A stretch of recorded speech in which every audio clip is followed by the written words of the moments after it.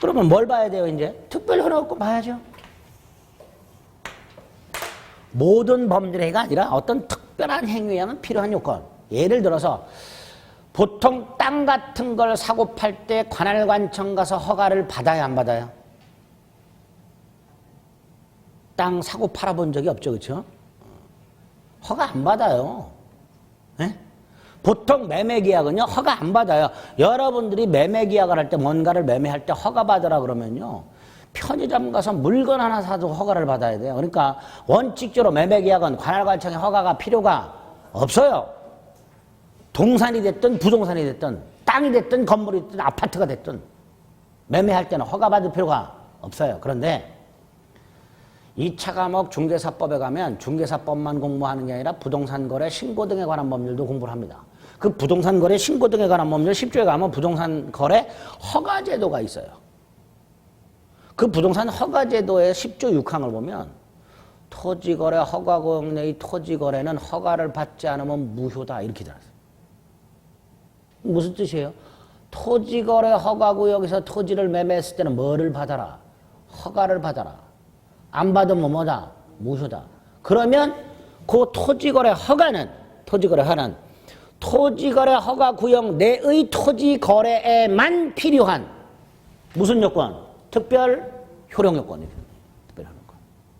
이 특별 효력요건이 우리 시험에 3개가 나와요. 총칙에서. 그거를 이제 보면 되는 거예요. 일반적 효력요건 봤으니까 이제 뭘 보는 거예요? 특별 효력요건이 뭐가 있는가를 보는 거예요. 그 중에 대리라는 제도가 나옵니다. 싹 지우고 머리가 점점 아파져요. 머리가 점점 아파져요.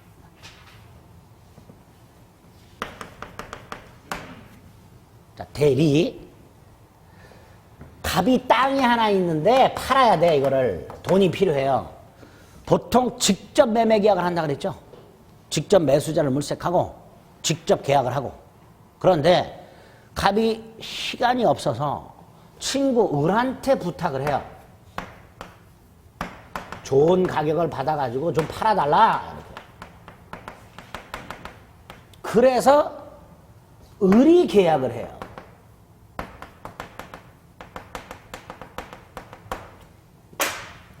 만약에 갑이 이렇게 하지 않고 직접 병하고 계약을 할 때, 직접 병하고 계약을 할 때는 요것만 갖추면 돼요. 그쵸? 당사자는 능력이 있고 목적이 확정 가능 적법 사회적 타당성을 갖췄고 의사표시가 일치하고 하자가 없고 그럼 유효가 될 거예요. 그런데 이거는 벌써 보세요.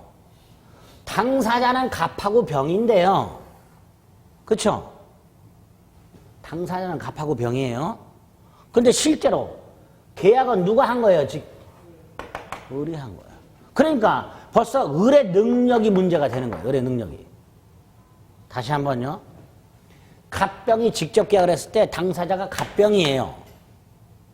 그런데 갑이 을에게 부탁해서 을병이 계약했을 때 을병이 당사자가 아니고요. 갑병이 당사자고요. 을은 당사자의 대리인이에요. 내가 직접 계약을 하는 게 아니라 다른 사람을 통해서 계약을 하는 거예요. 다른 사람이 나 대신 계약을 해주는 형태예요. 그러니까 특별하죠. 안 특별해요? 특별하죠.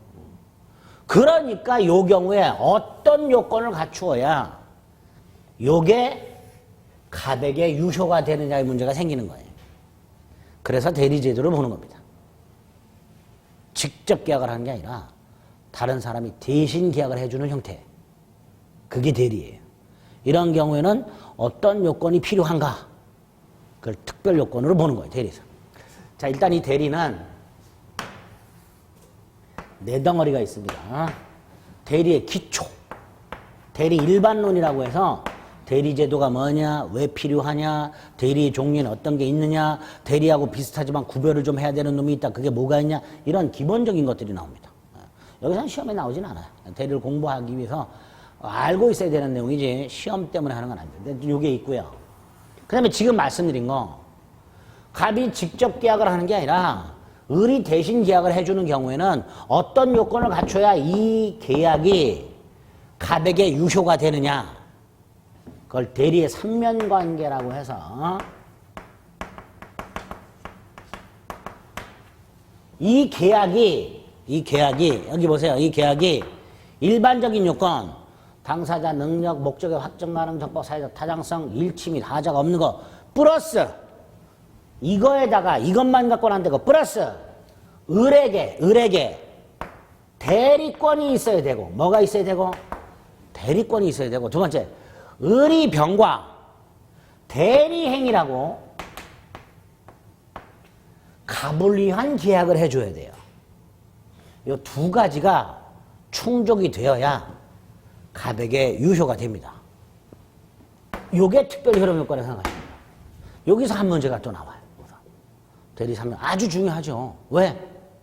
을의 행위가 갑에게 유효하려면 을이 한 계약이 갑에게 유효하려면 일반적 효력 요건 외에 두 가지가 더 요건을 갖춰야 되는 거죠.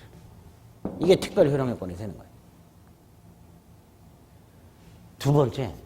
세 번째, 특수한 대리가, 특별 중에서 또 특수한 대리가 두 개가 나와요. 복대리하고 무권대리하고.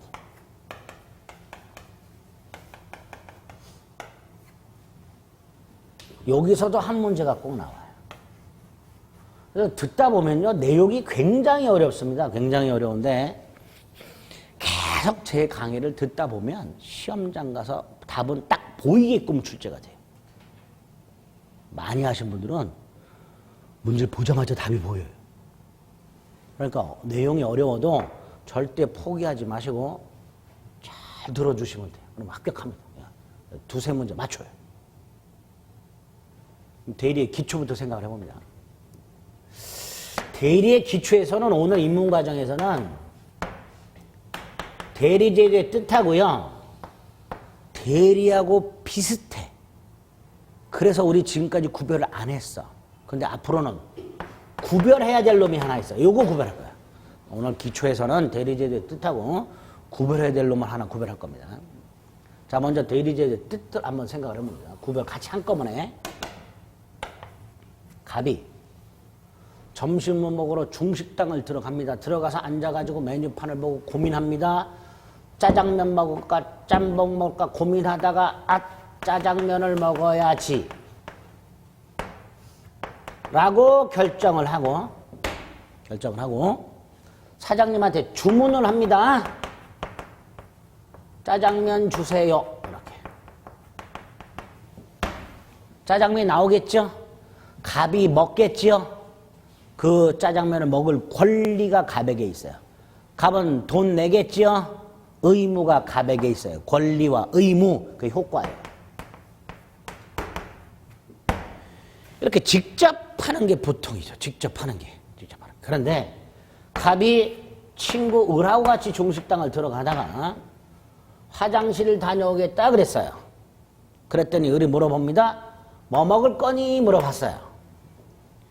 갑은 세 가지 대답이 있어요. 그 중에 하나는 나중에 하고 두 가지. 갑이 이렇게 말해요.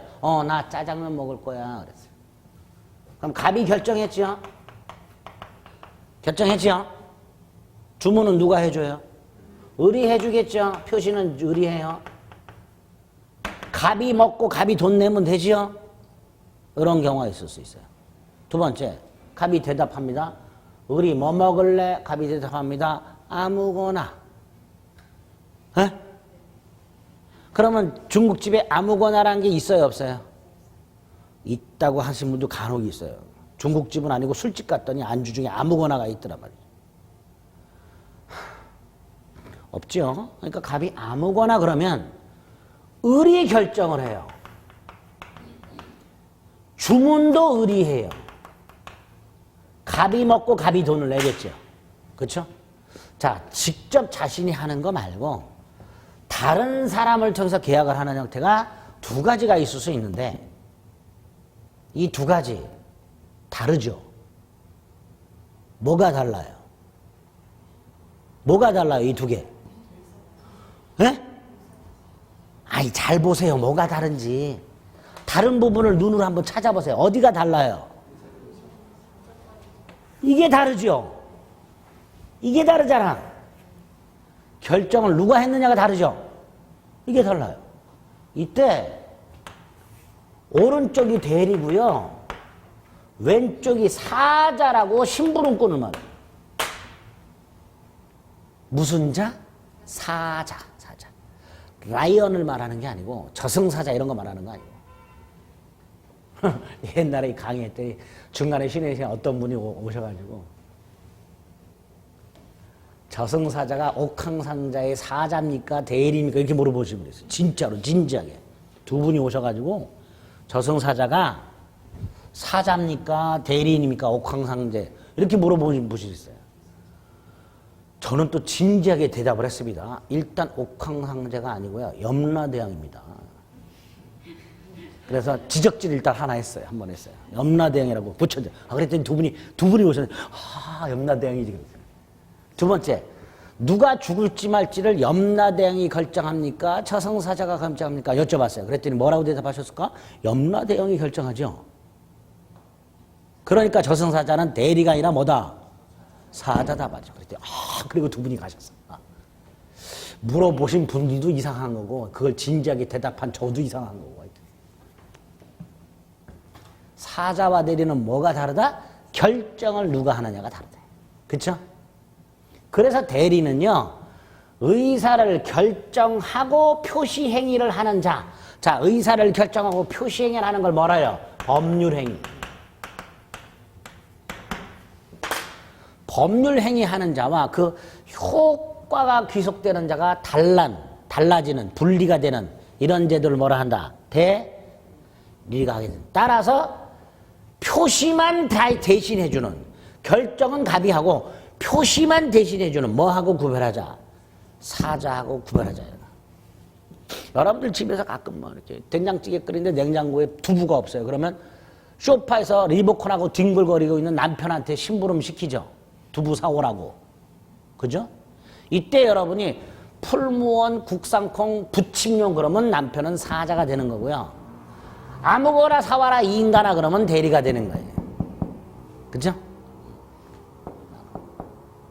근데 대리 잠깐 보세요. 대리는 의사결정을 누가 해요? 대리인이 하죠. 사자는 누가 해요? 갑이 해요. 그럼 우리 지지하는 일단 의사능력 한번 생각해봐요. 판단력. 대리는 누가 판단하는 거예요? 대리인이. 그쵸? 그렇잖아요. 사자는 판단은 누가 하는 거예요? 본인이. 사자는 판단을 해요? 안 해요? 안 해요. 그러니까 사자는 만취해 있어도 돼요. 그쵸? 하지만 대리는 만취해 있으면 돼요? 안 돼요? 안 돼요. 그러니까 리모컨 갖고 뒹굴거리고 있는 남편이 만취해 있어요. 그럼 아무거나 사오라고 부탁하면 안 돼요. 콕 찍어줘야 돼요. 만취한 남편은 판단력이 없단 말이죠. 대리를 할 수가 없어요. 그렇죠? 만취한 남편분한테 뭘 사오라고 시킬 때는 품목을 정확하게 지정해서 심부름을 시켜야지. 네가 알아서 사오라 그러면 안 돼요. 무효가 돼요. 그거는. 네? 근데 이렇게 말씀드리면 그것만 또 생각나. 만취한 남편한테는 찍어갖고 시켜라. 뭐 이거만 그러지 마. 대리는 의사를 결정하고 표시행위를 하는 자와 효과가 귀속되는 자가 달라지는 제도의 따라서 표시만 대신해주는 사자하고 구별하자. 됐죠? 그 두 가지만 기억하시면 돼요. 140페이지 대리의 뜻이 있고요. 종류는 나중에 봅니다. 대리의 뜻이 있고 사자하고 지금 개념상 구별을 좀 해주시면 돼요.